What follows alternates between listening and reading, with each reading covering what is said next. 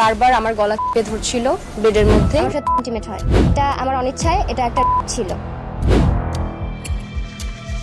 গিটারের প্রতিটি তারে ছিল যে প্রেমের সুর, সেই সুর যে জীবনের সবচেয়ে বড় কাল হয়ে ফিরবে তা হয়তো কল্পনাও করেননি ইডেন কলেজের ছাত্রী জান্নাতুল তাজরিয়া। যার কাছে সুর শিখতে গিয়েছিলেন সেই গায়ক আবু জাহিদ জন্তুর লালসার শিকার হয়ে এখন আদালতের বারান্দায় বিচার চেয়ে কান্নায় ভেঙে পড়ছেন এই তরুণী। আমার নাম জান্নাতুল তাজরিয়া ওরা, আমি একজন অভিনেত্রী, পাশাপাশি স্টুডেন্ট। জাহিদ অন্তু আপনারা সবাই কম বেশি তাকে চিনেন। সে একজন সিঙ্গার প্লাস একজন ইয়াং বিজনেসম্যানও বলতে পারেন। সে তার বেশ কিছু প্রজেক্ট নিয়ে কাজ করছে। ঢাকা বিশ্ববিদ্যালয়ের টিএসসিতে গিটারের টুংটাং শব্দে পরিচয়। গায়ক অন্তুর আঙুলের ছোঁয়ায় গিটারের তারে যেন প্রেম জাগত। সেখান থেকেই জান্নাতুলের সঙ্গে প্রেমের সূচনা। কিন্তু সেই প্রেমের আড়ালে লুকিয়েছিল এক ভয়ঙ্কর রূপ। জান্নাতুলের অভিযোগ, বিয়ের প্রতিশ্রুতি দিয়ে দিনের পর দিন তার ইচ্ছের বিরুদ্ধে তাকে সম্পর্কে বাধ্য করা হয়। আমি যতটুকু শুনেছি তার এরকম আরও কিছু সে গোপনে রিলেশন মেনটেন করতো, যেগুলোকেও সে কোনো নাম বা স্বীকৃতি দেয়নি। এরকম অনেক মেয়ে হয়তো তার স্টেপ নিয়ে দেওয়ার চেষ্টা করেছিল, বাট পারেনি। বাট আমি চেষ্টা করেছি, আমি শেষ পর্যন্ত মনোবল ধরে রেখেছি। আমি মনে করেছি যে আমার সাথে যে অন্যায়টা হয়েছে এটা নিয়ে আমার কথা বলা উচিত। আমি যদি আজকে চুপ করে থাকি তাহলে এই জাহিদ অন্তু, এই নরপশুটা আজকে বেঁচে যাবে। সম্পর্ক যখন তিক্ততায় রূপ নেয় তখন শুরু হয় জাহিদের নতুন খেলা। গত ২৭শে মার্চ একটি প্রোডাক্ট শ্যুটের কথা বলে জান্নাতুলকে গুলশানের বাসায় ডাকেন জাহিদ, যেখানে অফিস আর স্টুডিও একসাথে। জান্নাতুল সরল বিশ্বাসে গিয়েছিলেন কাজের কথা বলতে, কিন্তু সেখানে যাওয়ার পর জান্নাতুল যা দেখলেন তা ছিল বিভীষিকা। তো প্রোডাক্ট শ্যুটের জন্য সে আমাকে নক করেছিল রিসেন্ট। বলেছিল যে প্রোডাক্ট শ্যুট করার জন্য আপনি আমার বাসায় আসেন, কজ তার বাসায় তার স্টুডিও অফিস সব একসাথে। তার অ্যাগ্রো ফরেস্ট নামে নতুন একটা প্রজেক্টে কাজ করছে, সাথে তার ড্রেসের বিজনেসও আছে। সংবাদ সম্মেলনে জান্নাতুল কান্নায় ভেঙে পড়ে জানান, কাজের পরিকল্পনার এক পর্যায়ে জাহিদ তার উপর চড়াও হয়। নিজের সম্মান বাঁচাতে জান্নাতুল যখন বাধা দেন তখন শুরু হয় পিশাচির নির্যাতন। এলোপাথারি মার ধরে জান্নাতুলের মুখ, গলা আর মাথা হয়ে যায়।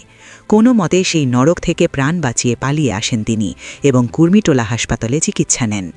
প্রোডাক্ট শ্যুট করার জন্য গিয়েছিলাম, তো তারপরে কাজের প্ল্যান নিয়ে সে আর আমি রুমে বসেছিলাম।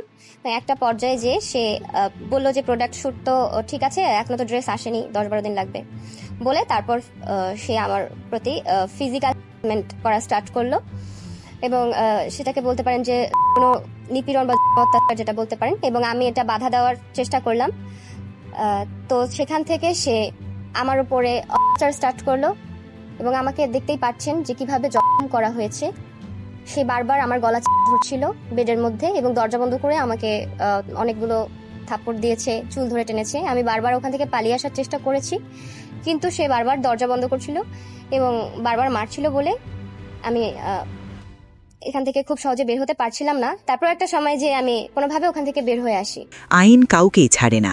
জান্নাতুলের দায়ের করা নারী ও শিশু নির্যাতন মামলায় গুলশান থানা পুলিশ গ্রেপ্তার করেছে গায়ক জাহিদ অন্তুকে। গত বুধবার আদালত তাকে সরাসরি কারাগারে পাঠানোর নির্দেশ দিয়েছেন। গিটারের সেই জাদুকরি আঙুলে এখন পরানো হয়েছে হাতকড়া। তার সাথে আমার একটা প্রেমের সম্পর্কই ছিল, প্রেম ভালোবাসার সম্পর্কই ছিল। সেটা দেখা যায় যে অনার্স ফার্স্ট ইয়ারে যখন আমি পড়ি তখন থেকে। তো তখন হচ্ছে তার কাছে আমার গিটার ক্লাসে মানে গিটার শেখা হতো, মূলত সেখান থেকে আমাদের পরিচয়টা হয়েছিল। তারপর একটা সময় যে তার সাথে আমার একটা প্রেমের সম্পর্ক হয়, কিন্তু প্রেমের সম্পর্ক ফার্স্টে হয় না।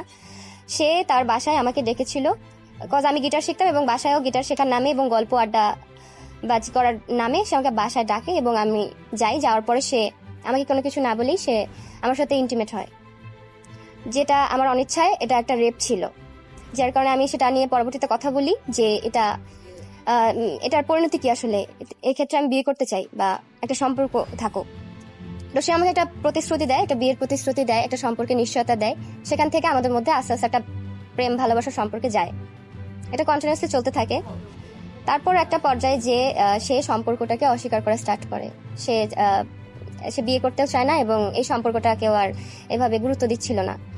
তারপর মিউচুয়ালি আমি এখান থেকে মুভ অন করার চেষ্টা করেছি যে ইটস ওকে। মিউচুয়ালি আমরা কথা বলা অফ করে দিয়েছিলাম। আমিও তার সাথে রেসপন্স করতাম না, সেও নক করতো না। বাট সে মাঝে সাঝে তার মনে পড়লে আমাকে নক করতো বা তার বাসায় আসার প্রলোভনা দেখাতো বিভিন্ন রিজনে, কখনো প্রোডাক্ট শুটের নামে বা আপনার কিছু জিনিস আমার বাসায় রয়ে গেছে এইসব বলে আমাকে আসতে বলতো।